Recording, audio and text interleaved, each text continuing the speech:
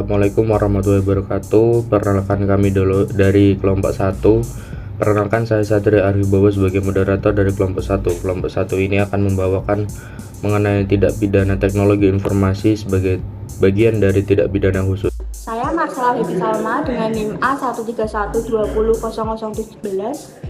Saya Diah Ayu Permatasari dengan NIM A131200038. Perkenalkan, nama saya Sundaji Tunggal Satria, NIM A131.20.0012.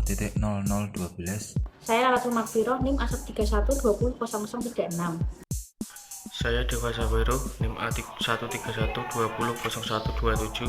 Saya Dedi Irawan, NIM A.131.20.00. Langsung saja kepada materinya kita presentasikan.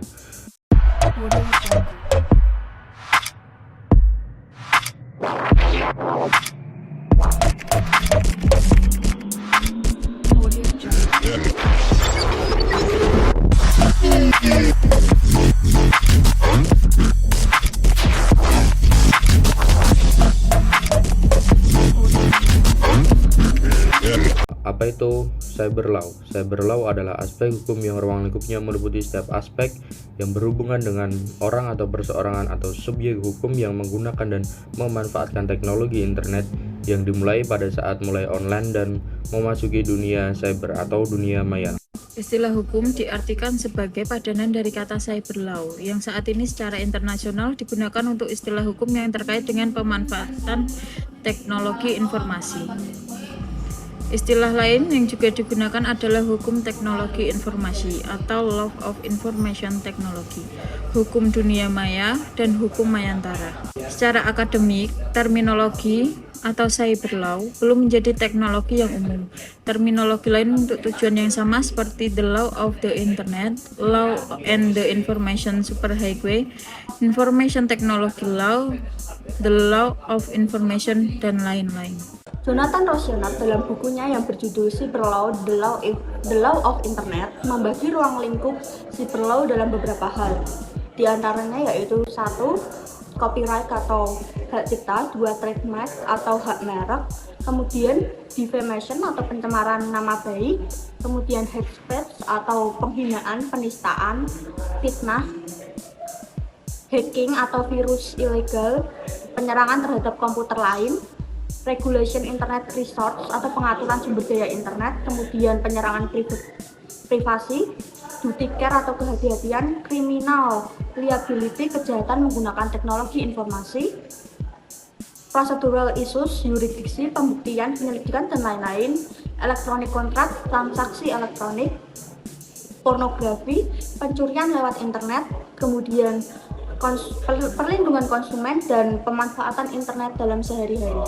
Cyber law sendiri diperlukan untuk mengulangi kejahatan cyber law sendiri sangat berkaitan dengan upaya pencegahan tindak pidana ataupun penanganannya. Cyber law akan menjadi dasar hukum untuk proses penegakan hukum dalam sarana elektronik dan komputer. Dengan kata lain, cyber law sangat dibutuhkan karena menurut pihak yang pro terhadap cyber law, sudah saatnya Indonesia memiliki cyber law mengingat hukum-hukum tradisional tidak mampu mengantisipasi perkembangan dunia maya yang sangat pesat.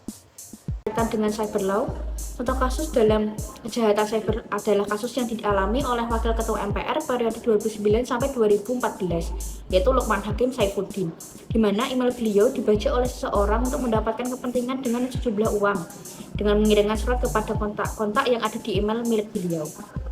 Lukman Hakim Saifuddin memiliki hak sebagaimana diatur dalam pasal 26 ayat 2 Undang-Undang Nomor 11 Tahun 2008 tentang Informasi dan Transaksi Elektronik, junto Undang-Undang Nomor 19 Tahun 2016 tentang perubahan atas Undang-Undang Nomor 11 Tahun 2008 tentang Informasi dan Transaksi Elektronik atau UU ITE, yang mengatakan bahwa setiap orang yang dilanggar haknya sebagaimana yang dimaksud pada ayat 1 dapat mengajukan gugatan atas kerugian yang ditimbulkan berdasarkan undang-undang ini.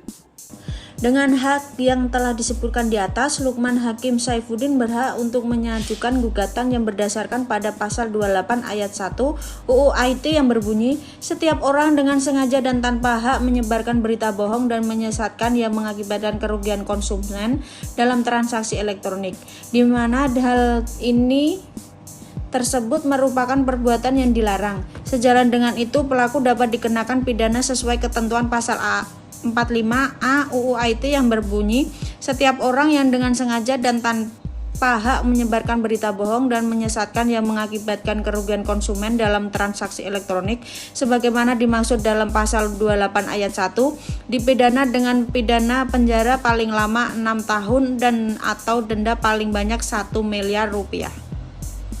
Dalam kasus yang menimpa Lukman Hakim Saifuddin tersebut, pelaku kejahatan dunia maya yang membaca email beliau juga dapat diterapkan dengan pelanggaran pasal 378 KUHP tentang penipuan yang berbunyi, barang siapa dengan maksud menguntungkan diri sendiri atau orang lain secara melawan hukum dengan memakai nama palsu atau martabat palsu dengan tipu muslihat atau rangkaian kebohongan menggerakkan orang lain untuk menyerahkan barang sesuatu kepadanya atau supaya memberi utang maupun menghapuskan piutang dapat diancam karena penipuan dengan pidana penjara paling lama 4 tahun.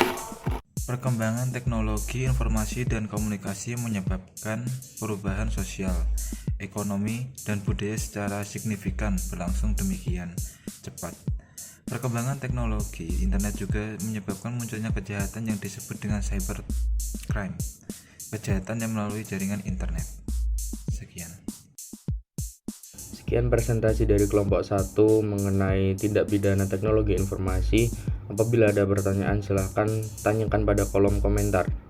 Sekian dari kami, kurang lebihnya mohon maaf. Wassalamualaikum warahmatullahi wabarakatuh.